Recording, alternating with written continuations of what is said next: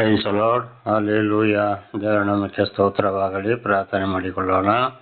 ಸರ್ವ ಸೃಷ್ಟಿಕರ್ತನಾದ ತಂದೆಯ ದೇವರೇ, ಮಗನ ದೇವರೇ, ಪರಿಶುದ್ಧಾತ್ಮನೇ, ನಿಮ್ಮ ನಾಮಕ್ಕೆ ಸ್ತೋತ್ರ ಸ್ವಾಮಿ. ಈ ದಿವಸವು ಈ ಸಮಯವು ಕೂಡ ನಿಮ್ಮಿಂದ ನೇಮಕವಾದಂತಹ ದಿವಸ ಸಮಯವಾಗಿದ್ದಕ್ಕಾಗಿ ನಿಮಗೆ ಸ್ತೋತ್ರ. ಈ ದಿವಸದ ಸಂದೇಶದ ಭಾಗವನ್ನು ಹೇರಳವಾಗಿ ಆಶೀರ್ವದಿಸಿರಿ. ನಿಮ್ಮ ಪವಿತ್ರಾತ್ಮರ ಮೂಲಕ ನಡೆಸುವುದಕ್ಕಾಗಿ ಸ್ತೋತ್ರ. ನಿಮ್ಮ ಪ್ರೀತಿ ಸಾಹಿಲ್ಲದೆ ಏನು ಮಾಡಲು ಸಾಧ್ಯವಿಲ್ಲ.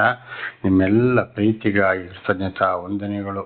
ಯೇಸುವಿನ ನಾಮದಲ್ಲಿ ಪ್ರಾರ್ಥಿಸಿದ್ದೇನೆ ನಮ್ಮ ತಂದೆಯೇ, ಆಮೇನ್.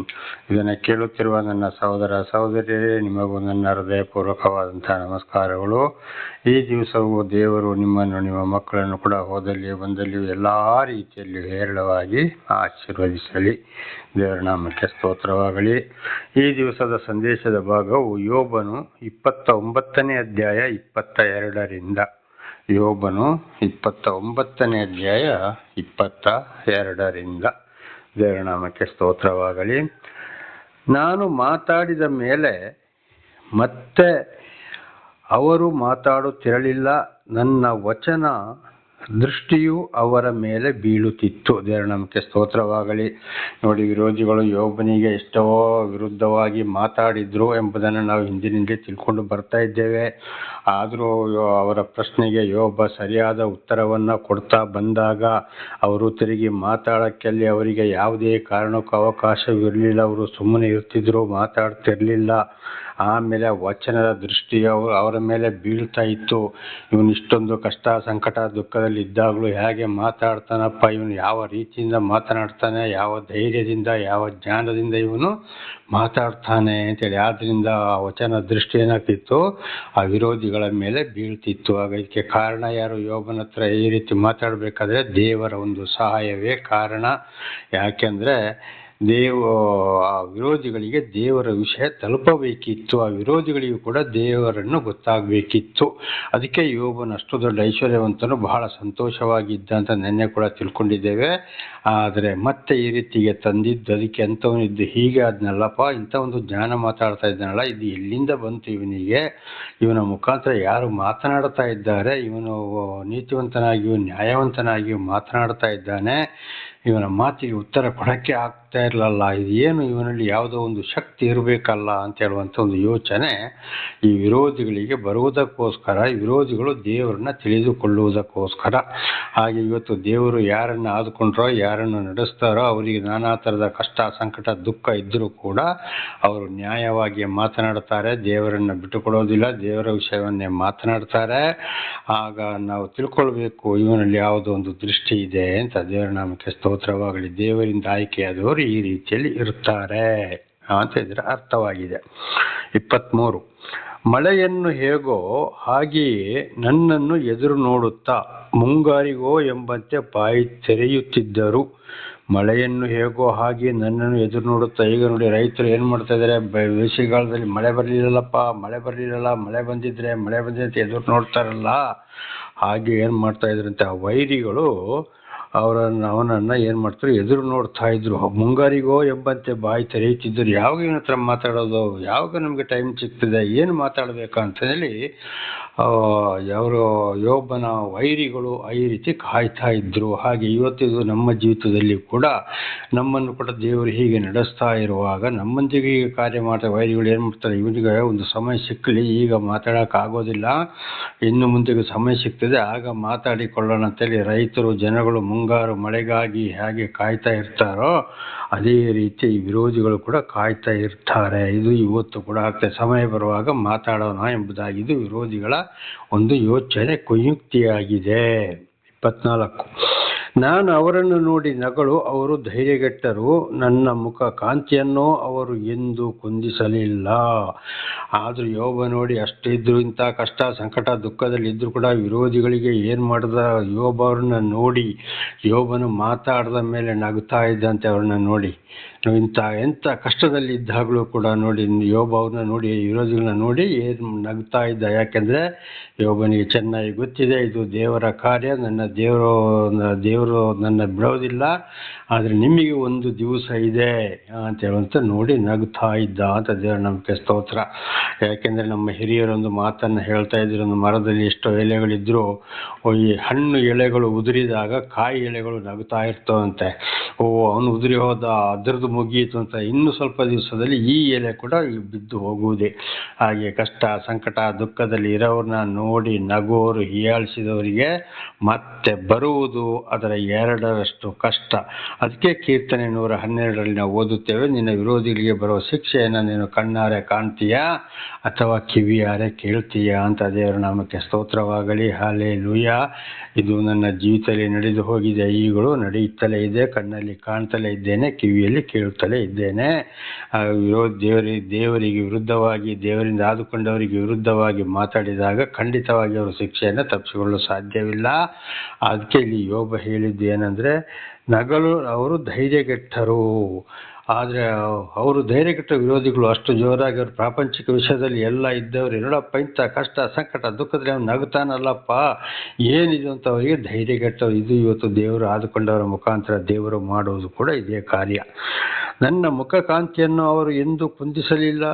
ಅವರು ಎಷ್ಟೇ ಮಾತಾಡಿದರು, ಏನೇ ಉಪಾಯ ಮಾತಾಡಿದರು, ಏನೇ ವಿರುದ್ಧ ಮಾತಾಡಿದರು, ಏನೇ ಪ್ರಶ್ನೆ ಮಾತಾಡಿದರು, ಏನಿದ್ರು ಯೋಬನ ಮುಖದ ಒಂದು ಪ್ರಭಾವವನ್ನು ಕುಂದಿಸಲು ಸಾಧ್ಯವಾಗಲಿಲ್ಲ. ಅವನ ಮುಖದಲ್ಲಿ ಒಂದು ಗೆಲುವು ಇತ್ತು, ಅವನ ಮುಖದಲ್ಲಿ ಒಂದು ಪ್ರಕಾಶ ಇತ್ತು. ಆದ್ದರಿಂದ ನನ್ನ ಮುಖಕಾಂತಿಯನ್ನು ಕುಂದಿಸಲು ಅವರಿಗೆ ಆಗಲಿಲ್ಲ ಅಂತ. ಇದು ಕೂಡ ಯಾರಿಂದ ಬಂತು? ದೇವರಿಂದಲೇ ಬಂತು ಈ ವಿಷಯಗಳು. ದೇವರ ಸ್ತೋತ್ರವಾಗಲಿ. ಹಾಗೆ ದೇವರು ಆದುಕೊಂಡವರಿಗೆ ವಿರೋಧಿಗಳು ಏನೇ ಮಾತಾಡಿದ್ರು, ಏನೇ ಆದರೂ ಅವರ ಮುಖದ ಒಂದು ಗೌರವವನ್ನು ಖಂಡಿತವಾಗಿ ಕುಂದಿಸಲಿಕ್ಕೆ ಸಾಧ್ಯವೇ ಇಲ್ಲ. ದೇವರೇ ಅವರನ್ನು ಧೈರ್ಯದಿಂದ ಪ್ರಕಾಶಮಾನವಾಗಿ ನಡೆಸ್ತಾ ಇದ್ದಾರೆ. ಈಗ ನೋಡಿ, ಉದಾಹರಣೆಗೆ ಮೋಶೆ 40 ದಿವಸ ರಾತ್ರಿ ಹಗಲು ಸೀನಾಯಿ ಬೆಟ್ಟದಲ್ಲಿ, ಅಂದರೆ ಹಿಮಾಲಯ ಪರ್ವತದಲ್ಲಿ. ಆ ಮೋಶೆ ಅಂದರೆ ನೀರಿನಿಂದ ಎತ್ತಲ್ಪಟ್ಟವನು ಅಂತ ಅವನ ಹೆಸರು. ಮೋಶೆ ಅಂದರೆ ಅದು ಇಬ್ರು ಭಾಷೆಯಾಗಿದೆ. ಹಾಗೆ ಅಲ್ಲಿ 40 ದಿವಸ ಉಪವಾಸ, ನೀರು ಒಂದು ತೊಟ್ಟು ನೀರು ಕೂಡ ಅವನು ಕುಡಿಲಿಲ್ಲ. ಆದರೆ ಅವನು ಬೆಟ್ಟದಿಂದ ಇಳಿದು ಬರುವಾಗ ಇಸ್ರೇಲರಿಗೆ ಮೋಶೆಯ ಮುಖವನ್ನು ನೋಡಲು ಸಾಧ್ಯವಾಗಲಿಲ್ಲ. ಹಾಗೆ ದೇವರು ಯಾರನ್ನು ಆರಿಸ್ಕೊಳ್ತಾರೋ, ಯಾರ ಮುಖಾಂತರ ಮಾತನಾಡ್ತಾರೋ ಅವರನ್ನು ಎಂದಿಗೂ ಕುಂದಿಸಲು ಸಾಧ್ಯವಿಲ್ಲ. ಅವರು ಇದ್ದ ವಿಷಯನ ಇದ್ದ ಹಾಗೆ ಮಾತಾಡ್ತಾರೆ. ಇದನ್ನು ವಿರೋಧಿಗಳು ನೋಡಿ ಧೈರ್ಯ ಕೆಟ್ಟವರಾಗಿದ್ದಾರೆ. ಇವತ್ತು ಕೂಡ ಅದುವೇ ದೇವರ ಕಾರ್ಯವನ್ನು ಮಾಡೋರಾಗಿದ್ದಾರೆ. ಅವರನ್ನು ಎಂದೂ ಕುಂದಿಸಲಿಕ್ಕೆ ಸಾಧ್ಯವೇ ಇಲ್ಲ. 25, ನಾನು ಅವರಿಗೆ ತಕ್ಕ ಮಾರ್ಗವನ್ನು ಆರಿಸಿಕೊಟ್ಟು ತನ್ನ ಸೈನ್ಯಗಳ ಮಧ್ಯದಲ್ಲಿ ಮಂಡಿಸಿರುವ ರಾಜನಂತೆಯೂ ದುಃಖಿತರನ್ನು ಸಂತೈಸುವಂತೆಯೂ ಮುಖಂಡನಾಗಿ ಕೂಡುತ್ತಿದ್ದೆನು. ನೋಡಿ, ಯೋಬ ಏನಾದರೂ ಕೂಡ ಏನು ಮಾಡ್ತಿದ್ದ? ಅವರಿಗೆ, ನೋಡಪ್ಪ, ನೀವು ಇದೇ ಮಾರ್ಗದಲ್ಲಿ ನೀವು ನಡೆಸಿಕೊಳ್ಳಿರಿ, ಸೈನ್ಯಗಳ ಮಧ್ಯದಲ್ಲಿ ಮಂಡಿಸಿರುವ ರಾಜನಂತೆಯೂ. ಇವತ್ತು ಒಂದು ಆರ್ಮಿಯ ಒಂದು ಸೈನ್ಯಕ್ಕೆ ಇಂತಿಷ್ಟು ಜನಕ್ಕೆ ನೀನೊಬ್ಬ ರಾಜ, ನೀನೊಬ್ಬ ಲೀಡ್ರು ಅಂತೇಳಿ ಇರ್ತಾರೆ. ಅದೇ ರೀತಿ ಒಂದು ಅಧಿಕಾರದಲ್ಲಿ ಯೋಬ ಮಾತನಾಡ್ತಾ ಇದ್ದ. ಆಮೇಲೆ ದುಃಖಿತರನ್ನು ಸಂತೈಸುವಂತೆಯೂ ಮುಖಂಡನಾಗಿ ಕೂಡುತ್ತಿದ್ದೇನೋ. ದೇವರ ನಾಮಕ್ಕೆ ಸ್ತೋತ್ರವಾಗಲಿ. ಅವರ ಮುಂದೆ ಕೂತುಕೊಂಡು ಅವರಿಗೆ ವಿಚಾರವನ್ನು ಹೇಳಿಕೊಂಡು ಅವರಿಗೆ ವಿಷಯವನ್ನು ಮಾತನಾಡುತ್ತಾ ಅವರಲ್ಲಿ ಕಷ್ಟ ಸಂಕಟ ದುಃಖದಲ್ಲಿ ಇದ್ದವರನ್ನ ಯಾವ ರೀತಿ ಸಂತೈಸಬೇಕು, ಯಾವ ರೀತಿ ನಾವು ಅವರಿಗೆ ಸಹಾಯ ಮಾಡಬೇಕು ಅಂತ ವಿರೋಧಿಗಳಿಗೆ ಹೇಳಿಕೊಂಡು ಕೂತುಕೊಳ್ತಿದ್ದ ಯೋಬ. ಆ ಕಷ್ಟ ಸಂಕಟ ದುಃಖದಲ್ಲಿ ಆಗ ಇದು ಕೂಡ ಯಾರಿಂದ ಆಯಿತು? ದೇವರಿಂದಲೇ ಆಯಿತು. ಹಾಗೆ ಇವತ್ತು ದೇವರು ಯಾರನ್ನು ಆರಿಸಿಕೊಂಡಿದ್ದಾರೋ, ಯಾರು ಆಯ್ಕೆಗೊಂಡಿದ್ದಾರೋ ಅವರು ಎಂಥ ಕಷ್ಟ ಸಂಕಟ ದುಃಖ ಬಂದರೂ ಧೈರ್ಯದಿಂದ ಮಾತನಾಡೋರಾಗಿದ್ದಾರೆ. ಯಾರು ಪ್ರಶ್ನೆ ಮಾಡ್ತಾರೋ, ಯಾರೋ ವಿರೋಧಿಗಳಿರ್ತಾರೋ ಅವರಿಗೆ ದೇವರ ಮಾರ್ಗವನ್ನು ತಿಳಿಸುವವರಾಗಿದ್ದಾರೆ. ಕಷ್ಟ ಸಂಕಟ ದುಃಖಗಳನ್ನು ಕೂಡ ತಿಳಿಸುವವರಾಗಿದ್ದಾರೆ. ಇದೆಲ್ಲವೂ ದೇವರ ಕಾರ್ಯವಾಗಿದೆ. ದೇವರ ನಾಮಕ್ಕೆ ಸ್ತೋತ್ರವಾಗಲಿ. ದೇವರಿಂದ ಆದುಕೊಂಡವರು ಇದೇ ರೀತಿ ಧೈರ್ಯದಿಂದ ಇರುತ್ತಾರೆ. ಆದರೆ ಇದು ದೇವರಿಂದಲೇ ಆಗುವಂಥ ಕಾರ್ಯಗಳಾಗಿವೆ. ದೇವರ ನಾಮಕ್ಕೆ ಸ್ತೋತ್ರವಾಗಲಿ. ಹಲ್ಲೆಲೂಯಾ. ಇಲ್ಲಿಗೆ ಯೋಬನು 29ನೇ ಅಧ್ಯಾಯ ಮುಕ್ತಾಯವಾಯಿತು. ಈಗ 30ನೇ ಅಧ್ಯಾಯಕ್ಕೆ ಹೋಗೋಣ. 31. ಈಗಲಾದರೂ ನನಗಿಂತ ಚಿಕ್ಕ ವಯಸ್ಸಿನವರು ನನ್ನನ್ನು ಪರಿಹಾಸ್ಯ ಮಾಡುತ್ತಾರೆ. ಇವರ ತಂದೆಗಳನ್ನು ನನ್ನ ಮುಂದೆ ನಾಯಿಗಳೊಡನೆಯೂ ಇರತಕ್ಕವರಲ್ಲವೆಂದು ತಳ್ಳಿಬಿಟ್ಟಿದ್ದೇನಲ್ಲ. ಅದೇ ನಮಗೆ ಸ್ತೋತ್ರವಾಗಲಿ. ನೋಡಿ, ಆ ಯೋಬನನ್ನು ಹೀಯಾಳಿಸಿದವರು, ಮಾಡಿದವರು, ಪ್ರಶ್ನೆ ಮಾಡಿದವರು ಬಹಳ ಚಿಕ್ಕ ವಯಸ್ಸಿನವರು ಪರಿಹಾಸ್ಯ ಮಾಡಿದ್ರು. ಹಾಗೆ ಇವತ್ತು ನಮ್ಮನ್ನು ಕೂಡ ಬಹಳ ಚಿಕ್ಕ ವಯಸ್ಸಿನವರು ಏನು ಮಾಡ್ತಾರೆ? ಎದುರು ಮಾತಾಡ್ತಾರೆ, ಪರಿಹಾಸ ಮಾಡ್ತಾರೆ, ದುರ್ಗುಟಿ ನೋಡ್ತಾರೆ, ಅಡ್ಡ ಕಣ್ಣಲ್ಲಿ ನೋಡ್ತಾರೆ, ತಲೆ ತಗ್ಗಿಸಿ ಅಡ್ಡ ಕಣ್ಣಲ್ಲಿ ನೋಡ್ತಾರೆ, ಏನಾದರೂ ಲಾಭಕ್ಕಾಗಿ ನೋಡ್ತಾರೆ, ನಾಟಕದ ಮಾತುಗಳನ್ನ ಆಡ್ತಾರೆ, ಹಿಂದೆ ಒಂದು ಮುಂದೆ ಒಂದು. ನನ್ನ ಜೀವಿತದಲ್ಲಿ ಈ ದಿವಸ ಕೂಡ ಅದುವೇ ನಡೀತಾ ಇದೆ. ಅದು ಬೇರೆ ಯಾರಲ್ಲ, ದೇವರನ್ನು ಅರಿತವರೇ. ನಾನಾ ಥರದ ನಾಟಕಗಳು. ಆದರೆ ಅಲ್ಲಿ ಯೋಬ ಹೇಳ್ತಾನೆ, ಇವರ ತಂದೆಗಳನ್ನು ನನ್ನ ಮಂದೆ ನಾಯಿಗಳೊಡನೆ ಇರತಕ್ಕವರೆಂದು ತಳ್ಳಿಬಿಟ್ಟಿದ್ದೇನೆ. ಯೋಬ ಏನು ಮಾಡ್ದ? ಇವರೆಲ್ಲ, ಇವರ ಅಪ್ಪ ಕೂಡ ನನ್ನ ನಾಯಿಗಳಿಗೆ ಸಮಾನ ಅಂತೇಳಿ ತಳ್ಳಿಬಿಟ್ಟೆ ನಾನು ಅವ್ರನ್ನ ಅಂತ ಹೇಳ್ತಾನೆ ಯಾರು? ಯೋಬ. ಹಾಗೆ ಇದು ಕೂಡ ಇವತ್ತು ಉದಾಹರಣೆಗೆ, ದಯವಿಟ್ಟು ತಪ್ಪು ತಿಳ್ಕೊಳ್ಬೇಡಿ, ನಾನಿರುವಂಥ ಸ್ಥಳದಂಥ ಮನುಷ್ಯನ ಮಕ್ಕಳು, ಮನುಷ್ಯನು, ಗಂಡ ಹೆಂಡತಿ ಇದೇ ಪರಿಸ್ಥಿತಿಯಲ್ಲಿದ್ದಾರೆ. ಆದರೆ ಪ್ರಾರ್ಥಿಸ್ತಾ ದೇವರ ಪೀಡಿಸುವವರಿಗಾಗಿ ಪ್ರಾರ್ಥಿಸಪ್ಪ, ಎಲ್ಲರನ್ನ ಪ್ರೀತಿಯಲ್ಲಿ ಕಾಣು, ತನ್ನನ್ನು ತಾನೇ ತಗ್ಗಿಸಿಕೋ ಅಂತ ಹೇಳಿದ ಹಾಗೆ ಅದೇ ರೀತಿಯಲ್ಲಿ ಹೋಗ್ತಾ ಇದ್ದೇನೆ. ಆದರೆ ಬಹಳ ಕಷ್ಟ, ಸಂಕಟ, ದುಃಖಗಳಿಗೆ ಈಡಾಗಿದ್ದಾರೆ. ಇನ್ನೊಬ್ಬರ ಊಟ ತಿಂಡಿ ಮೇಲೆ ಇನ್ನೊಬ್ಬರ ಮೇಲೆ ಆತುಕೊಂಡಿದ್ದಾರೆ. ಪ್ರತಿ ದಿವಸ ಅವರ ಪರಿಸ್ಥಿತಿ ಅದೋ ಗತಿಗೆ ಇಳಿದು ಹೋಗಿದೆ. ಇದೇ ವಿಷಯ ಇವತ್ತು ನಾನಿರುವಲ್ಲಿ, ನಾನು ವಾಸ ಮಾಡುವ ಮನೆ ಯಾರದ್ದೋ ಅವರಲ್ಲಿ ಇದೇ ಪರಿಸ್ಥಿತಿ ನಡೆದು ಹೋಗಿದೆ, ನಡೆಯುತ್ತಲೇ ಇದೆ. ಹಾಗೆ ದೇವರನ್ನು ಅರಿತುಕೊಂಡು, ದೇವರು ಯಾರ ಜೀವಿತದಲ್ಲಿ ಅದ್ಭುತ ಕಾರ್ಯಗಳನ್ನ ಮಾಡಿದರೋ, ತಿಳಿಸಿದರೋ, ದರ್ಶನ ಕೊಟ್ಟರೋ, ಅವರು ತಿರುಗಿ ದೇವರ ವಿರುದ್ಧವಾಗಿ ಪ್ರಾಪಂಚಿಕ ಜೀವನದಲ್ಲಿ ಜೀವಿಸಲಿಕ್ಕೆ ಹೋದರೆ ಇದೇ ರೀತಿ ಇದು ಇವತ್ತು ಕೂಡ ಕಣ್ಣಲ್ಲಿ ಕಾಣ್ತಲೇ ಇದ್ದೇನೆ. ಪ್ರತಿ ದಿವಸ 24 ಗಂಟೆ ಕೂಡ ಈ ವಿಷಯಗಳನ್ನ ದೇವರ ನಾಮಕ್ಕೆ ಸ್ತೋತ್ರವಾಗಲಿ. ದೇವರಿಗೆ ವಿರುದ್ಧವಾದವರು ಆಗುವುದು ಇದೇ ಗತಿ. 2ನೇ ವಚನ. ಅವರ ಕೈಬಲದಿಂದ ನನಗೆ ಏನಾದೀತು?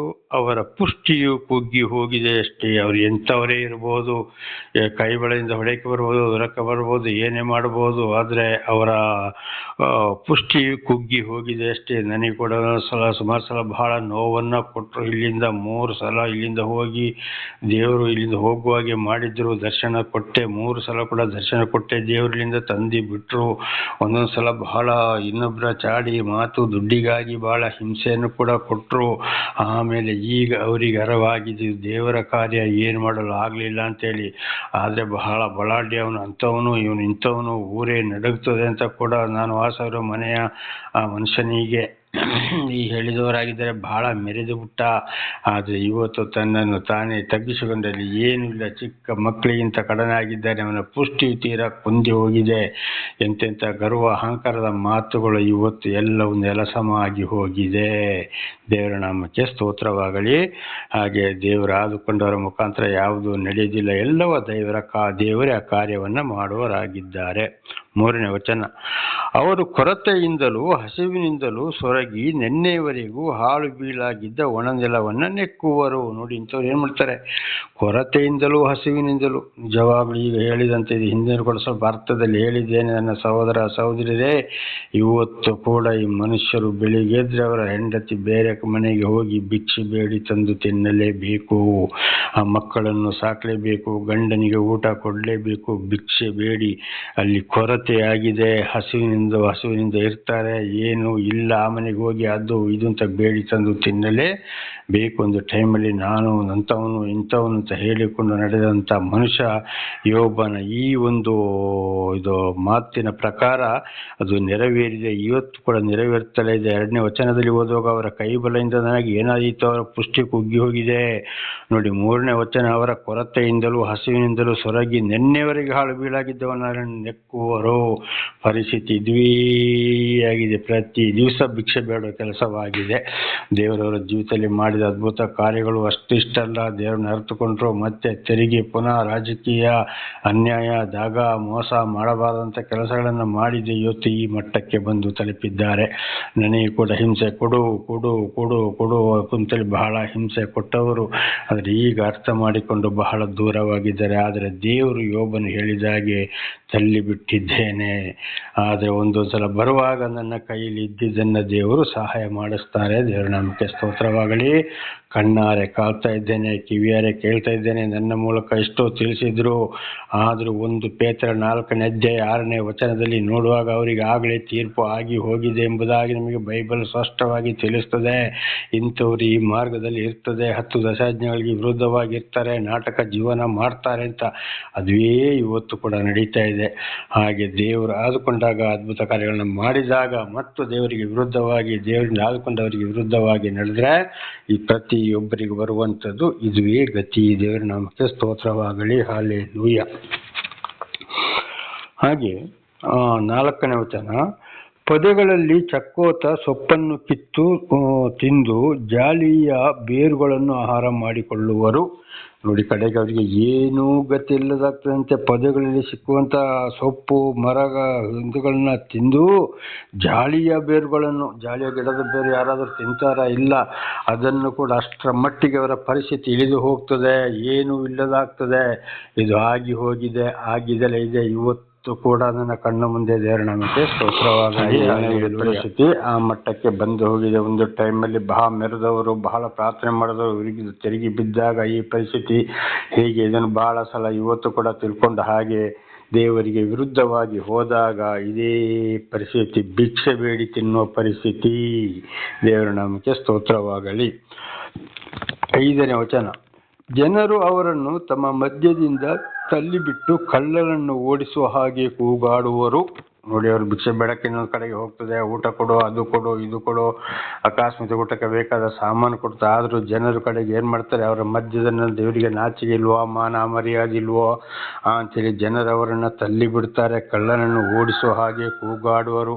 ಕೆಲವೊಂದು ಮನುಷ್ಯರು, ಅಯ್ಯೋ ಏನು ಮಾಡೋದಪ್ಪ, ನಮ್ಮ ಸ್ವಂತದವರು, ನಮ್ಮ ಜಾತಿಯವರು, ನಮ್ಮ ನೆರೆಕರೆಯವರು ಏನು ಮಾಡ್ತಾರೆ, ಹಿಂದುಗಡೆಯಿಂದ ಗುಣ ಕೊಡ್ತಾರೆ, ಎದುರುಗಡೆಯಿಂದ ಒಳ್ಳೆ ಮಾತನಾಡ್ತಾರೆ. ಆದರೆ ಒಬ್ಬೊಬ್ಬರು ಏನು ಮಾಡ್ತಾರೆ, ಯಾವ ಕೂಗಾಡಿ ಬೈತಾರೆ. ಇದಾಗಿದೆ. ದೇವರಿಂದ ದೂರ ಹೋದವರು, ದೇವರನ್ನು ಅಸಡ್ಡೆ ಮಾಡಿದವರು, ದೇವರಿಂದ ಆಯ್ಕೆಗೊಂಡಂಥ ಮನುಷ್ಯರು ಹೇಳಿದ ಮಾತುಗಳ ಅಸಡ್ಡೆ ಮಾಡಿದಾಗ ಇದುವೇ ಗತಿ ನಡೆದು ಹೋಗಿದೆ, ನಡೆಯುತ್ತಲಿದೆ. ಇವತ್ತು ನಾನಿದ್ದ ಸ್ಥಳದಲ್ಲಿ ಕೂಡ ದೇವರ ನಾಮಕ್ಕೆ ಸ್ತೋತ್ರವಾಗಲಿ. 6ನೇ ವಚನ, ಅವರು ಭಯಂಕರವಾದ ಡೊಂಗರುಗಳಲ್ಲಿ ವಾಸಿಸತಕ್ಕವರು, ಭೂಮಿಯಲ್ಲಿಯೂ ಬಂಡೆಗಳಲ್ಲಿಯೂ ಸಿಕ್ಕುವ ಡೊಂಗರುಗಳೇ ಅವರ ಮನೆಗಳು. ಅವರಿಗೆ ವಾಸಕ್ಕೆ ಮನೆಗಳೇ ಇಲ್ಲದಾಗ್ತದೆ, ಭೂಮಿಯಲ್ಲಿಯೂ ಇಲ್ಲ. ಆಮೇಲೆ ಭೂಮಿಯಲ್ಲಿದ್ದರೂ ಮರದ ಕೆಳಗಡೆ ಎಲ್ಲಿಯಾದರೂ ಇರ್ಬೋದು, ಬಂಡೆಗಳಲ್ಲಿಯೂ ಕಲ್ಲು ಸಂದಿಗಳಲ್ಲಿಯೂ ಕೂಡ ಅವರು ವಾಸ ಮಾಡುವವರಾಗಿದ್ದಾರೆ. ಹಾಗೆ ಭಯಂಕರವಾದ ಡೊಂಗರುಗಳು, ಅಲ್ಲಿ ಯಾವುದೋ ಹಾವುಗಳೋ, ಚೇಳುಗಳೋ, ಸೊಳ್ಳೆಗಳೋ ಇರುವಂಥ ಸ್ಥಳ, ಅಂತಲ್ಲಿ ಅವರು ವಾಸ ಮಾಡುವ ಹಾಗೆ ಆಗ್ತದೆ. ದೇವರ ನಾಮಕ್ಕೆ ಸ್ತೋತ್ರವಾಗಲಿ. ಇದ್ದಿದ್ದೆಲ್ಲವೂ ಕೂಡ ಸರ್ವನಾಶವಾಗ್ತದೆ ಅಂತ ಇದರ ಅರ್ಥವಾಗಿದೆ.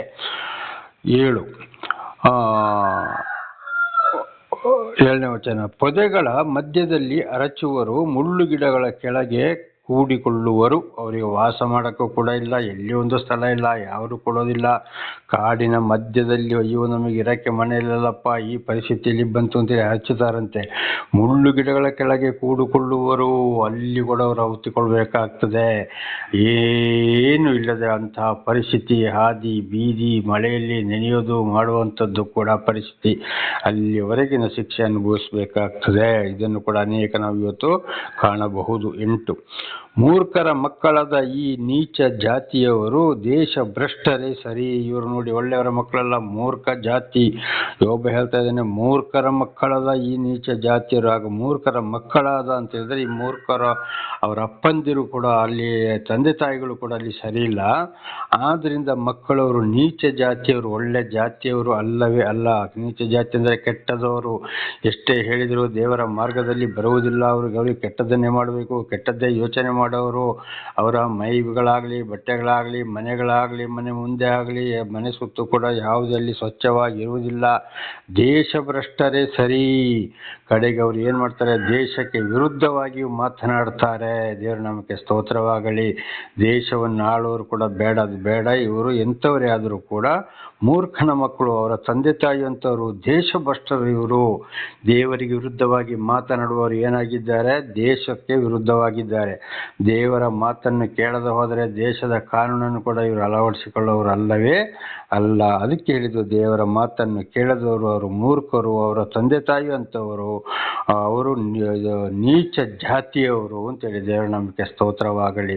ಇದು ಕೂಡ ಇವತ್ತು ಕಣ್ಣ ಮುಂದೆ ಇದೆ, ನಡೀತಾ ಇದೆ, ಹೇಳ್ತಲೇ ಇದ್ದೇನೆ. ದೇವರು ನನ್ನ ಮುಖಾಂತರ ತಿಳಿಯಪಡಿಸ್ತಲೇ ಇದ್ದಾರೆ.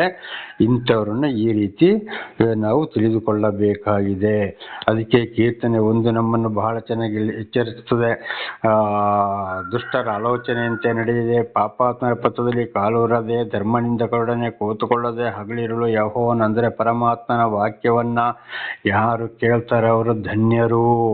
ಅವರೇ ನದಿ ಬದಿಯಲ್ಲಿ ಬೆಳೆದಿದ್ದ ಮರದಾಗಿ ಹಸರಾಗಿ ಇರುವರು. ವಿರುದ್ಧವಾಗಿರೋರೆಲ್ಲ ಏನಾಗ್ತಾರೆ, ಬೇಸಿಗೆಗಾಲದಲ್ಲಿ ಮರದಲ್ಲಿ ಎಲೆ ಇರುವುದಿಲ್ಲ, ಬೆಟ್ಟದ ಮೇಲೆ ಬೆಳೆದ ಹಾಗೆ ಅವರು ಒಣಗಿ ಹೋಗುವರು. ಅವರು ನೀತಿವಂತರ ಸಭೆಯಲ್ಲಿ ನಿಲ್ಲುವುದಿಲ್ಲ, ತೂರಿ ಹೋಗುವರು ಅಂತ. ಇದು ನಿಜಕ್ಕೂ ಹೌದು, ನಡೆದು ಹೋಗಿದೆ, ನಡೆಯುತ್ತಲೇ ಇದೆ. 9ನೇ ವಚನ, ಈಗಲಾದರೂ ನನ್ನ ಮೇಲೆ ಗೇಲಿ ಹಾಡುಗಳನ್ನು ಕಟ್ಟುವರು ಮತ್ತು ಅವರ ಗಾದೆಗಳಿಗೆ ಆಸ್ಪದವಾಗಿದ್ದೇನೆ.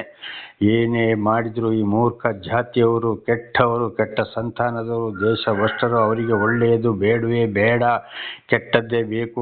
ಚಾಡಿ ದೂರು ಹೇಳುವಂಥದ್ದು, ಹೊಡೆಯೋದು ಬಡಿಯೋದು, ಇನ್ನೊಬ್ಬರ ಆಸ್ತಿ ಪಾಸ್ಯ ಎಲ್ಲವನ್ನ ಕಿತ್ತುಕೊಳ್ಳುವಂಥದ್ದು, ಇವರ ಆಡಂಬರ ಜೀವನವನ್ನು ಮಾಡುವಂಥದ್ದು. ಇನ್ನೊಬ್ಬರು ಸತ್ತರು ಸಾಯಲಿ, ನಾವು ಚೆನ್ನಾಗಿರ್ಬೇಕು, ನನ್ನ ಹೆಂಡತಿ ಚೆನ್ನಾಗಿರ್ಬೇಕು, ನನ್ನ ಮನೆ ಚೆನ್ನಾಗಿರ್ಬೇಕು, ಅಲ್ಲದೆ ಇನ್ನು ಕೆಲವರು ನನ್ನ ಹೆಂಡತಿ ಮಕ್ಕಳು ಹೇಗಾದರೂ ಆಗಲಿ, ನಾನು ಬಹಳ ದೊಡ್ಡ ಒಂದು ಜನನಾಗಿ ತಿರುಗಾಡಬೇಕು, ನನಗೊಂದು ಗೌರವ ಸಿಕ್ಕಬೇಕು ಅಂತೇಳಿ ಮೂರ್ಖ ಜಾತಿಗಳು, ಈ ನೀಚರು, ದೇಶಭ್ರಷ್ಟ ಕೆಲಸವೇ ಇದಾಗಿದೆ. ಇಂಥವರಿಗೆ ನಾವು ಏನನ್ನು ಹೇಳಕ್ಕೂ ಕೂಡ ಹೋಗಬಾರ್ದು. ಯೋಬನ ವಿರೋಧಿಗಳಿಗೆ ಇದೇ ಮಾತನ್ನು ಹೇಳಿದ್ದು. ದೇವರ ನಾಮಕ್ಕೆ ಸ್ತೋತ್ರವಾಗಲಿ, ಹಲ್ಲೆಲೂಯಾ. ಅದಕ್ಕೆ ಯೇಸುಸ್ವಾಮಿ ಕೂಡ ಒಂದು ಮಾತನ್ನು ಹೇಳಿದರೆ, ಮುತ್ತುಗಳನ್ನು ಹಂದಿಗಳ ಮುಂದೆಯೂ ನಾಯಿಗಳ ಮುಂದೆ ಚೆಲ್ಲಬೇಡಿರಿ ಅಂತೇಳಿ. ಜ್ಞಾನಿ ಸೊಲೊಮೋನ ಕೂಡ ಅದನ್ನು ಹೇಳಿದ್ದು. ಎಲ್ಲವನ್ನು ಎಲ್ಲರಿಗೂ ಹೇಳ್ತಾ ಹೋಗಬೇಡಿ, ಯಾರಿಗೆ ಹೇಳಬೇಕು ಅವರಿಗೇ ಹೇಳಬೇಕು ಅಂತೇಳಿ ಬಹಳ ಎಚ್ಚರ. ದೇವರ ನಾಮಕ್ಕೆ ಸ್ತೋತ್ರವಾಗಲಿ. ಹಾಗೆ ಅವರ ಗಾದೆಗಳಿಗೆ ಮತ್ತೆ ಅವರ ಗಾದೆಗಳಿಗೆ ಆಸ್ಪದವಾಗಿದ್ದೇನೆ. ಅವರು ಕೂಡ ಕೆಟ್ಟ ಒಂದು ಗಾದೆಗಳು ಅವರಲ್ಲಿ ಇರ್ತವೆ. ಆ ಗಾದೆಗಳಿಗೆ ತಕ್ಕಾಗಿ ಹೋಲಿಸ್ತಾರೆ. ಯೋಬನನ್ನು ಕೂಡ ಎಷ್ಟೇ ಚೆನ್ನಾಗಿ ಮಾತಾಡಿದ್ರು, ಎಷ್ಟೇ ಬುದ್ಧಿವಾದ ಹೇಳಿದ್ರು, ಎಷ್ಟೇ ದೇವರ ವಿಷಯವನ್ನು ಮಾತಾಡಿದ್ರು ಕೂಡ ಯೋಬನನ್ನು ಅವರ ಒಂದು ಗಾದೆಗಳಿಗೆ ಅವರು ಹೋಲಿಸಿಕೊಂಡಿದ್ದಾರೆ. ಹಾಗೆ ಇವತ್ತು ದೇವರು ಆದುಕೊಂಡವರನ್ನ ದೇವರ ಬಗ್ಗೆ ಪ್ರಶ್ನೆ ಮಾಡ್ತಾರೆ. ದೇವರು ಆದುಕೊಂಡವರನ್ನು ಕೂಡ ಒಂದು ಗಾದೆಗೆ ಸೇರಿಸಿ ಬಿಡ್ತಾರೆ.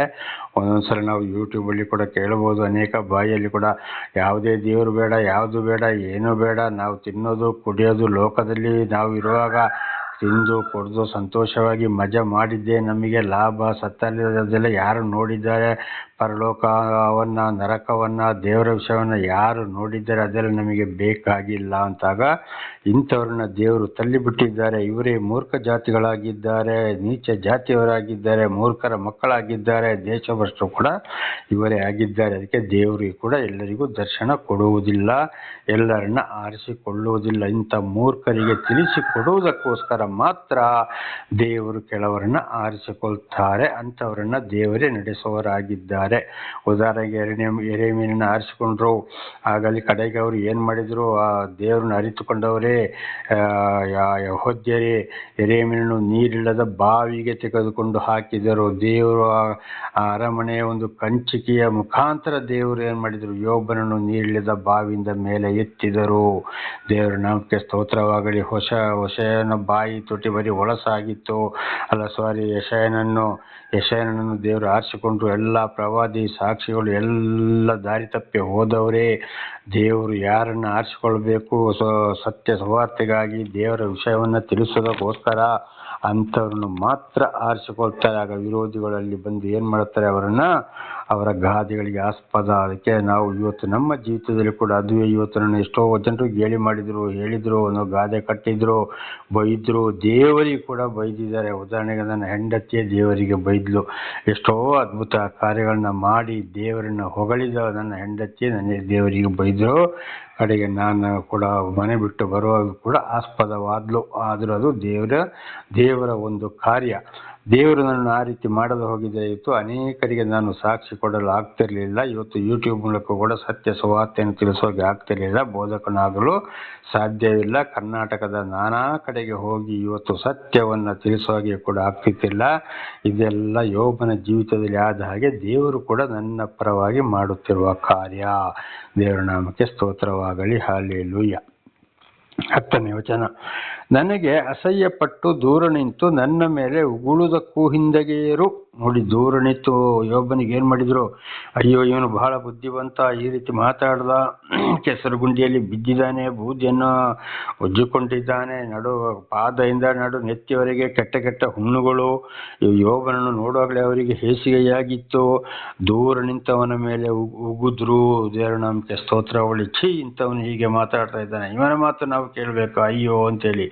ಆದರೆ ದೇವರ ಮುಖಾಂತರ ಅವರ ಮುಖಾಂತರ ಮಾತಾಡ್ತಾ ಇದ್ದಾರೆ ಎಂಬುದು ಅವರಿಗೆ ಅರಿವು ಆಗಲಿಲ್ಲ. ಕಾರಣ ಯಾಕೆಂದರೆ ದೇವರು ಅವರನ್ನು ಬಿಟ್ಟು ಬಿಟ್ಟಿದ್ದಾರೆ, ತಳ್ಳಿ ಬಿಟ್ಟಿದ್ದಾರೆ, ಲೋಕದ ವಿಷಯ ಸೈತಾನ ಕೈಗೆ ಒಪ್ಪಿಸಿ ಬಿಟ್ಟಿದ್ದಾರೆ. ಆದ್ರಿಂದ ಬಹಳ ಕಠಿಣ ಮನುಷ್ಯರು ಅವರು ಆಗಿದ್ರು. ಆದ್ರಿಂದ ಯೋಬ ಎಷ್ಟೇ ಬುದ್ಧಿವಾದ ಹೇಳಿದ್ರು, ಏನೇ ಮಾಡಿದ್ರು, ಯೋಬನ ಮಾತಲ್ಲಿ ಶಿಸ್ತು ಬದ್ಧ ನ್ಯಾಯ ಇದ್ದರೂ ಕೂಡ ಏನು ಮಾಡಿದ್ರು, ಅವನ ಕಡೆ ಒಂದ್ಸಲ ಯೋಚನೆ ಮಾಡಿದ್ರು. ಅದನ್ನು ಇವತ್ತೇ ಹಿಂದೆ ನಾವು ತಿಳ್ಕೊಂಡಿದ್ದೇವೆ. ಪ್ರಾರಂಭದಲ್ಲಿ ಮಾತಾಡ್ತಿರ್ಲಿಲ್ಲ, ಬಹಳ ಯೋಚನೆ ಮಾಡ್ತಾ ಇದ್ರು, ದೂರ ನಿಂತುಕೊಂಡು ಯೋಬನ ಮಾತಿಗೆ ಉತ್ತರವನ್ನೇ ಕೊಡ್ತಿರ್ಲಿಲ್ಲ, ಸಮಯಕ್ಕೆ ಸರಿಯಾಗಿ ಕಾಯ್ತಾ ಇದ್ರು ಎಂಬುದಾಗಿ. ಅದನ್ನೇ ಇಲ್ಲಿ 10ನೇ ವಚನದಲ್ಲಿ ಯೋಬ ಹೇಳಿದ್ದು, ನನಗೆ ಅಸಹ್ಯಪಟ್ಟು ದೂರ ನಿಂತು ನನ್ನ ಮೇಲೆ ಉಗುಳುವುದಕ್ಕೂ ಹಿಂದೆಗೆಯರು. ಇವರು ಏನು ಬೇಕು ಅದ್ರ ಮಾಡ್ತಾರೆ, ಉಗಿತಾರೆ, ಮಾಡ್ತಾರೆ. ಇದು ನನ್ನನ್ನು ಕೂಡ ಅನೇಕ ಜನರು ಹೀಯಾಳಿಸಿದ್ದಾರೆ, ಬೈದಿದ್ದಾರೆ, ಮಾಡಿದ್ದಾರೆ ಅಂತೇಳಿ. ನನ್ನ ಸಣ್ಣ ಮಗಳೇ ನನ್ನನ್ನು ಕೂಡ ಹೀಯಾಳಿಸಿದ್ಲು. ನಾನು ಕೇರಳದಲ್ಲಿ ದೇವರ ದರ್ಶನವಾಗಲು ಇದ್ದಾಗ ಮಂಗಳೂರಿಗೆ ಅವರ ಮನೆಗೆ ಫೋನ್ ಮಾಡಿ ಮಾತನಾಡಿದಾಗ ನನಗೆ ಕೂಡ ಅಂತಿಂಥ ಮಾತುಗಳೆಲ್ಲ ಹೀಯಾಳಿಸಿದ್ದಲ್ಲ. ಆದರೆ ದೇವರ ನಾಮಕ್ಕೆ ಸ್ತೋತ್ರವಾಗಲಿ, ದೇವರವರನ್ನು ಕ್ಷಮಿಸಲಿ. ದೇವರ ನಾಮಕ್ಕೆ ಸ್ತೋತ್ರವಾಗಲಿ. ಇದು ಕೂಡ ದೇವರಿಂದ ಆದುಕೊಂಡವರಿಗೆ ಬಂದೇ ಬರುತ್ತದೆ, ಆಗ ನಾವು ಹಿಂತೆಗೆಯಬಾರದು. 11ನೇ ವಚನ. ದೇವರು ತಾನು ಹಾಕಿದ್ದ ಕಟ್ಟನ್ನು ಸಡಿಲಿಸಿ ನನ್ನನ್ನು ಬಾಧಿಸುವುದಕ್ಕೆ ಅವರನ್ನು ಬಿಟ್ಟಿದ್ದಾನೆ. ದೇವರ ನಾಮಕ್ಕೆ ಸ್ತೋತ್ರವಾಗಲಿ. ಹೌದು, ನನಗೆ ಹಾಕಿದ ಕಟ್ಟನ್ನು ಸಡಿಲಿಸಿ, ಆದರೆ ದೇವರು ಏನು ಮಾಡ್ತಾರೆ, ಸ್ವಲ್ಪ ಸಮಯ ಅವರ ವಿರೋಧಿಗಳ ಕೈಗೆ ಬಿಟ್ಟಿದ್ದಾನೆ ಅಂತ ಯೋಬ ಹೇಳ್ತಾ ಇದ್ದಾನೆ. ಯಾಕೆಂದರೆ ಯೋಬನನ್ನು ಸರಿಯಾಗಿ ಕಟ್ಟಿ ಹಾಕಿ ಹತ್ರ ಮಾತಾಡದಾಗೆ ಮಾಡಿದರೆ ಅವರಿಗೆ ದೇವರ ವಿಷಯವನ್ನು ತಿಳಿಸಲಿಕ್ಕೆ ಆಗ್ತಿರ್ಲಿಲ್ಲ. ಯೋಬ ಸುಮ್ಮನೆ ಕೂತ್ಕೊಳ್ಬೇಕಿತ್ತು. ಆದರೆ ಯೋಬ ಏನು ಮಾಡ್ದ, ಯೋಬನನ್ನು ದೇವರು ಬಿಟ್ಟುಬಿಟ್ಟು ಅವನ ಹತ್ರ ಮಾತಾಡಲಿಕ್ಕೆ. ಅದಕ್ಕೆ ಹಾಕಿದ ಕಟ್ಟನ್ನು ಸಡಿಲಿಸಿ ನನ್ನನ್ನು ಬಾಧಿಸೋದಕ್ಕೆ ಅವರನ್ನು ಬಿಟ್ಟುಬಿಟ್ಟಿದ್ದಾರೆ. ಬರೀ ಬಾಯಿಯಲ್ಲಿ ಮಾತ್ರ ಬಾಧಿಸ್ತಾ ಇದ್ರು. ಹಾಗೆ ಬಾಧಿಸಿದಾಗ ಅವರ ಬಾಯಿಯಲ್ಲಿ ಒಂದೊಂದು ಮಾತುಗಳು ಬಂದಾಗ ಮಾತ್ರ ಉತ್ತರ ಕೊಡಲು ಸಾಧ್ಯವಾಗ್ತದೆ. ಇಲ್ಲದ್ರೆ ಮಾತಾಡೋದ ಹಾಗೆ ದೇವರು ಮಾಡಿದರೆ ಆ ವಿರೋಧಿಗಳಿಗೆ ಉತ್ತರ ಕೊಡೋಕ್ಕಾಗ್ತದಾ? ಆಗುವುದಿಲ್ಲ. ಆ ಕೆಲಸ ಕೂಡ ದೇವರಿಂದಲೇ ಬಂತು. ದೇವರ ನಾಮಕ್ಕೆ ಸ್ತೋತ್ರವಾಗಲಿ. ಆಗ ವಿರೋಧಿಗಳು ಸರಿಯಾಗಿ ಮಾತಾಡಿದಾಗ ಮಾತ್ರ ಮಾತಾಡಲಿಕ್ಕೆ ಸಾಧ್ಯ. ಅದು ಕೂಡ ದೇವರ ಕಾರ್ಯವಾಗಿದೆ. ದೇವರ ನಾಮಕ್ಕೆ ಸ್ತೋತ್ರ. ಅವರು ನನ್ನ ಎದುರಿನಲ್ಲಿಯೇ ಕಡಿವಾಣವನ್ನು ಕಿತ್ತು ಹಾಕಿದ್ದಾರೆ. ಅವರು ನನ್ನ ಎದುರಿನಲ್ಲಿಯೇ ಕಡಿವಾಣವನ್ನು ಕಿತ್ತು ಹಾಕಿದ್ದಾರೆ. ಯಾರ ಕಡಿವಾಣವನ್ನು ಕಿತ್ತು ಹಾಕಿದ್ದಾರೆ? ಯೋಬನ ಕಡಿವಾಣವನ್ನು ಕಿತ್ತು ಹಾಕಿದ್ದಾರೆ. ಆದರೂ ದೇವರು ಏನು ಮಾಡ್ತಾ ಇದ್ದಾರೆ? ಯೋಬನ ಪರವಾಗಿ ನಿಂತಿರೋ. ದೇವರ ನಾಮಕ್ಕೆ ಸ್ತೋತ್ರವಾಗಲಿ. ವಿರೋಧಿಗಳಿಗೆ ಮಾತಾಡುವಂಥ ಅವಕಾಶವನ್ನು ಕೊಟ್ಟರು. ಹಾಗೆ ಯೋಬನ ಬಾಯಿಯಲ್ಲಿ ತಕ್ಕಾದ ಉತ್ತರವನ್ನು ಕೊಡಿಸುವುದಕ್ಕೋಸ್ಕರ ಅದಕ್ಕೆ ಅವರ ಯೋಬನ ಕಡಿವಾಣವನ್ನು ಅಂದರೆ ಶಿಸ್ತಿನ ನಿಯಮವನ್ನು ಉಲ್ಲಂಘಿಸುವ ಹಾಗೆ ಅವರು ಮಾಡಿದರು ಎಂಬುದಾಗಿ ಇದರ ಅರ್ಥ. ಅವರು ನನ್ನ ಎದುರಿನಲ್ಲಿಯೇ ಕಡಿವಾಣವನ್ನು ಕಿತ್ತು ಹಾಕಿದ್ದಾರೆ. ಆದರೆ ಬೇಕಾದ ಹಾಗೆ ಮಾತನಾಡ್ತಾರೆ. ಯೋಬನನ್ನು ಮಾತಾಡಲಿಕ್ಕೆ ಬಿಟ್ಟಿದ್ದಾರೆ, ಹೀಯಾಳಿಸ್ತಾ ಇದ್ದಾರೆ. ಕಾರಣ ಸರಿಯಾಗಿ ಯೋಬನಲ್ಲಿ ಮಾತಾಡುವುದಕ್ಕೋಸ್ಕರ ದೇವರು ಆ ಒಂದು ಅವಕಾಶವನ್ನ ಅಲ್ಲಿ ಕೊಟ್ಟರು. ದೇವರ ನಮಗೆ ಸ್ತೋತ್ರವಾಗಲಿ. ಹಾಗೆ ಇವತ್ತು ವಿರೋಧಿಗಳಿಗೆ ತಿಳಿಸಲಿಕ್ಕೆ, ಮಾತಾಡಲಿಕ್ಕೆ ದೇವರು ಯಾರನ್ನು ಆದುಕೊಳ್ತಾರೋ ಅವರಿಗೆ ಬಹಳ ಕಷ್ಟ, ಸಂಕಟ, ದುಃಖ ಇದೆ. ಆದರೆ ಅಂಥವರಿಗೆ ದೇವರೇ ಸಹಾಯಕನಾಗಿದ್ದು ದೇವರ ಕಾರ್ಯವನ್ನು ಮಾಡಿಸುತ್ತಾರೆ ಅಂತ ಇದರ ಅರ್ಥವಾಗಿದೆ. 12ನೇ ವಚನ. ಆ ದುರ್ಜಾತಿಯವರು ನನ್ನ ಬಲಗಡೆ ಎದ್ದು ನನ್ನ ಕಾಲುಗಳನ್ನು ಹಿಂದಕ್ಕೆ ನೂಕುತ್ತಾ ನನ್ನ ನಾಶನಕ್ಕಾಗಿ ದಿಬ್ಬ ಹಾಕಿದ್ದಾರೆ. ನೋಡಿ, ಅವ್ರಿಗೆ ಏನೇ ಮಾಡಿದ್ರು ಕೂಡ ಆದರೂ ಏನು ಮಾಡ್ತಾರೆ, ದೇವರ ವಿರೋಧಿಗಳು ಇವನನ್ನು ಏನಾದರೂ ಮಾಡಿ ಹಾಳು ಮಾಡಲೇಬೇಕು, ಇವನ ಕೆಡಗಲೇಬೇಕು, ಇವನನ್ನು ನಾಶ ಮಾಡಲೇಬೇಕು ಅಂತ ಆ ದುರ್ಜಾತಿಯವರು ನನ್ನ ಬಲಗಡೆ ಎದ್ದು ನನ್ನ ಕಾಲುಗಳನ್ನು ಹಿಂದಕ್ಕೆ ನೂಕುತ್ತಾ ನನ್ನ ನಾಶನಕ್ಕಾಗಿ ದಿಬ್ಬ ಹಾಕಿದ್ದಾರೆ. ಇವನು ಹೇಳಕ್ಕೆ ಬಿಡಬಾರ್ದು, ನಡೆಯೋಕ್ಕೆ ಬಿಡಬಾರ್ದು, ಹಿಂದೆ ತಳ್ಳಬೇಕು, ಇವನನ್ನು ಹೇಗಾದರೂ ಹಾಳು ಆಗಲೇಬೇಕು, ಇವನು ಸಾಯಲೇಬೇಕು, ಇವನು ನಾಶ ಆಗಲೇಬೇಕು ಅಂತೇಳಿ ಇಷ್ಟೆಲ್ಲ ನ್ಯಾಯ ಮಾತಾಡಿದ್ರು, ಇಷ್ಟೆಲ್ಲ ಒಳ್ಳೇದು ಮಾತಾಡಿದ್ರು, ಅವರಿಗೆ ಏನೂ ಕೆಟ್ಟದ್ದು ಮಾತಾಡದಿದ್ರು, ಅವರಿಗೆ ಬುದ್ಧಿವಾದವನ್ನು ಹೇಳ್ತಾ ಬಂದರು, ತಿಳಿಸ್ತಾ ಬಂದರು ಕೂಡ. ಆದರೂ ವಿರೋಧಿಗಳ ಯೋಚನೆಯಲ್ಲಿ ಏನಾಗಿತ್ತು, ಇವನನ್ನು ನಾಶ ಮಾಡಬೇಕು, ಕಾಲುಗಳನ್ನು ಹಿಂದಕ್ಕೆ ನೂಕುತ್ತಾ ಎದ್ದು ನಡೆಯೋಕ್ಕೂ ಕೂಡ ಇವನನ್ನು ಬಿಡಬಾರ್ದು, ಸರ್ವನಾಶ ಮಾಡಲೇಬೇಕು. ಅವರು ಯಾರಾಗಿದ್ದಾರೆ, ದುರ್ಜಾತಿಯವರಾಗಿದ್ದಾರೆ ಇವರು. ಅದಕ್ಕೆ ನೋಡಿ 8ನೇ ವಚನದಲ್ಲಿ, ಮೂರ್ಖರ ಮಕ್ಕಳಾದ ಈ ನೀಚ ಜಾತಿಯವರು ದೇಶಭ್ರಷ್ಟರೇ ಸರಿ, ಗೇಲಿ ಮಾಡ್ತಾರೆ, ಹಾಳು ಮಾಡೋಕ್ಕೆ ನೋಡ್ತಾರೆ, ಒಳ್ಳೇದು ಮಾಡೋಕ್ಕೆ ಬಿಡುವುದಿಲ್ಲ, ಒಳ್ಳೇದಾಗಲಿಕ್ಕೂ ಬಿಡುವುದಿಲ್ಲ, ಇವರಾಗಿದ್ದಾರೆ ಕೆಟ್ಟ ಜನಗಳು. ಇದು ಇವತ್ತು ಕೂಡ ಯಾರು ದೇವರ ಪರವಾಗಿ ಸಾಕ್ಷಿ ಕೊಡ್ತಾರೋ, ಒಳ್ಳೆಯದನ್ನೇ ಹೇಳ್ತಾರೋ, ಮಾತನಾಡ್ತಾರೋ, ಅವರಿಗೆ ಕಷ್ಟ ಸಂಕಟ ದುಃಖ ಬಂದಾಗಲೂ ಅವರಿಗೆ ಸಹಾಯ ಮಾಡುವುದಿಲ್ಲ, ಅವರನ್ನು ಬದಲಾಗಿ ತಳ್ಳಿ ಬಿಟ್ಟುಕೊಂಡೇ ಬರ್ತಾರೆ. ಇದು ಇವತ್ತು ಕೂಡ ಅದುವೇ ನಡೀತಾ ಇದೆ. ನಾವು ಬೇಸರಗೊಳ್ಳಬಾರದು. ಆದರೂ ದೇವರು ಅಂಥವ್ರನ್ನ ಕೈ ಬಿಡುವರಲ್ಲ. ಯೋಬನನ್ನು ನಡೆಸಿದಾಗೆ ದೇವರು ಕೂಡ ಏನು ಮಾಡ್ತಾರೆ, ಅಂಥವ್ರನ್ನು ನಡೆಸುತ್ತಾರೆ. 13ನೇ ವಚನ, ಅವರು ನನ್ನ ದಾರಿಯನ್ನು ಕಡಿದು ನನ್ನ ಉಪದ್ರವವನ್ನು ಹೆಚ್ಚಿಸುತ್ತಾರೆ. ಮತ್ತು ಹಿಂಸೆ ಕೊಡ್ತಲೇ ಬರ್ತಾರೆ, ಶಿಕ್ಷೆ ಕೊಡ್ತಲೇ ಬರ್ತಾರೆ ಈ ವಿರೋಧಿಗಳು. ಅಂಥ ಸಮಯದಲ್ಲಿ ದೇವರು ಕೈ ಬಿಡುವುದಿಲ್ಲ. ಯಾವ ರೀತಿ ಮಾತಾಡಬೇಕು, ಏನು ಉತ್ತರ ಕೊಡಬೇಕು ಅಂತೇಳಿ ದೇವರು ಖಂಡಿತವಾಗಿಯೂ ದೇವರೇ ನಡೆಸುವವರಾಗಿದ್ದಾರೆ. ದೇವರ ನಾಮಕ್ಕೆ ಸ್ತೋತ್ರವಾಗಲಿ. ಅದೇ ಸಾಕ್ಷಿ ಆಗುವುದಕ್ಕೋಸ್ಕರ ಈ ರೀತಿಗಳೆಲ್ಲ ದೇವರು ಮಾಡುವವರಾಗಿದ್ದಾರೆ. ಅದೇ ಯೋಬನ ಮುಖಾಂತರ ವಿರೋಧಿಗಳಿಗೆ ತಕ್ಕಾದ ಉತ್ತರವನ್ನು ಕೊಡಿಸುತ್ತಾ ಬಂದಿದ್ದು. ಕಾರಣ ವಿರೋಧಿಗಳಿಗೆ ದೇವರು ಯೋಬನ ಮೂಲಕ ದೇವರನ್ನ ತಿಳಿಯಪಡಿಸಬೇಕಾಗಿದೆ. ಅದೇ ಇವತ್ತು ದೇವರು ಆದುಕೊಂಡವರಿಗಿಂತ ಕಷ್ಟಗಳು. ಆದರೆ ವೈರಿಗಳು ಈ ರೀತಿಯೆಲ್ಲ ಮಾಡ್ತಾರೆ. ಯಾವುದೇ ಕಾರಣಕ್ಕೂ ನಾವು ನಮ್ಮ ಮನಸ್ಸನ್ನು ಕುಂದಿಸಿಕೊಳ್ಳಬಾರದು. ಆದಷ್ಟು ಮತ್ತು ದೇವರಲ್ಲಿ ಭಯ ಭಕ್ತಿ ಇಟ್ಟು ಮುಂದೆ ಜೀವಿಸಬೇಕು. ದೇವರೇ ನಡೆಸುವವರಾಗಿದ್ದಾರೆ. ವಿರೋಧಿಗಳಿಗೆ ಸೋಲನ್ನು ಮಾಡ್ತಾರೆ ಹೊರತು ಖಂಡಿತವಾಗಿ ದೇವರು ಅವರಿಗೆ ಗೆಲುವನ್ನು ಕೊಡುವುದಿಲ್ಲ. ಅದು ನಮ್ಮ ಕಣ್ಣಾರೆ ಕಾಣುವಂತೆ ಕಿವಿಯಾರೆ ಕೇಳುವಂತೆ ಮಾಡುವವರಾಗಿದ್ದಾರೆ. ಇದು ನನ್ನ ಜೀವಿತದಲ್ಲಿ ಕೂಡ ನೆರವೇರುತ್ತಲೇ ಇದೆ. ಇದು ನಾಳೆಗೂ ಮುಂದುವರಿಯುವುದು. ಪ್ರಾರ್ಥನೆ ಮಾಡಿಕೊಳ್ಳೋಣ. ಸರ್ವ ಸೃಷ್ಟಿಕರ್ತನ ತಂದೆಯ ದೇವರೇ, ಮಗನ ದೇವರೇ, ಪರಿಶುದ್ಧಾತ್ಮನೇ, ನಿಮ್ಮ ನಾಮಕ್ಕೆ ಸ್ತೋತ್ರ. ಇವತ್ತಿನ ಒಂದು ಸಂದೇಶವನ್ನು ನನ್ನ ಸಹೋದರ ಸಹೋದರಿಗೆ ತಿಳಿಸಲು ಆಶೀರ್ವಾದ ಮಾಡಿದಕ್ಕಾಗಿ ಸ್ತೋತ್ರ. ಅವರು ಕೂಡ ದೃಢವಾಗಿ ನಿಂತು ಎಲ್ಲವನ್ನು ಅರ್ಥ ಮಾಡಿಕೊಂಡು ನಿಮ್ಮ ವಾಕ್ಯದಲ್ಲಿ ವಿಧೇಯರಾಗಿ ಜೀವಿಸಿ ಅವರಲ್ಲಿ ಜೀವಿಸಲು ಬೇಕಾದಂಥ ವಿಶೇಷವಾದ ಜ್ಞಾನವನ್ನು ಕೊಟ್ಟು ಅವರೆಲ್ಲವರನ್ನು ಆಶೀರ್ವದಿಸಿರಿ ಸ್ವಾಮಿ. ಅವರ ಮಕ್ಕಳಿಗೂ ಅವರು ತಿಳಿಸಿ ಅವರು ಕೂಡ ನಿಮ್ಮ ಮಾರ್ಗದಲ್ಲಿ ನಡೆದು ಆಶೀರ್ವಾದ ಹೊಂದಿ ಇತರರಿಗೆ ಸಾಕ್ಷಿಗಳಾಗುವಂತೆ ಮಾರ್ಪಡಿಸಲಿ. ಹಾಗೆ ಮಾಡುವುದಕ್ಕಾಗಿ ಸ್ತೋತ್ರ. ನಿಮ್ಮ ಪ್ರೀತಿ ಸಹಾಯ ಇಲ್ಲದ ಯಾರೂ ಆಶೀರ್ವಾದ ಹೊಂದಲು ಸಾಧ್ಯವಿಲ್ಲ. ನಿಮ್ಮೆಲ್ಲ ಉಪಕಾರಗಳಿಗೆ ಕೃತಜ್ಞತಾ ವಂದನೆಗಳು. ಯೇಸುವಿನ ನಾಮದಲ್ಲಿ ಪ್ರಾರ್ಥಿಸಿದ್ದೇನೆ ನಮ್ಮ ತಂದೆಯೇ, ಆಮೇನ್. ಇದನ್ನು ಕೇಳುತ್ತಿರುವ ನನ್ನ ಸಹೋದರ ಸಹೋದರಿ, ನಿಮಗೂ ನನ್ನ ಹೃದಯಪೂರ್ವಕವಾದಂಥ ಧನ್ಯವಾದಗಳು. ದೇವರು ನಿಮ್ಮನ್ನು ನಿಮ್ಮ ಮಕ್ಕಳಿಗೂ ವಿಶೇಷವಾದ ಜ್ಞಾನವನ್ನು ಕೊಟ್ಟು ದೇವರ ವಾಕ್ಯವನ್ನು ಚೆನ್ನಾಗಿ ಅರಿತು ವಿಧೇಯರಾಗಿ ಜೀವಿಸಿ ಆಶೀರ್ವಾದ ಹೊಂದಿ ಇತರರಿಗೆ ಸಾಕ್ಷಿಗಳಾಗುವಂತೆ ಮಾರ್ಪಡಿಸಲಿ. ನಿಮ್ಮೆಲ್ಲ ಕೆಲಸ ಕಾರ್ಯಗಳನ್ನು ಓದಲ್ಲಿ ಬಂದಲ್ಲಿ ಪ್ರತಿಯೊಂದನ್ನು ಕೂಡ ದೇವರು ಹೇರಳವಾಗಿ ಆಶೀರ್ವದಿಸಲಿ. ಆಮೇನ್.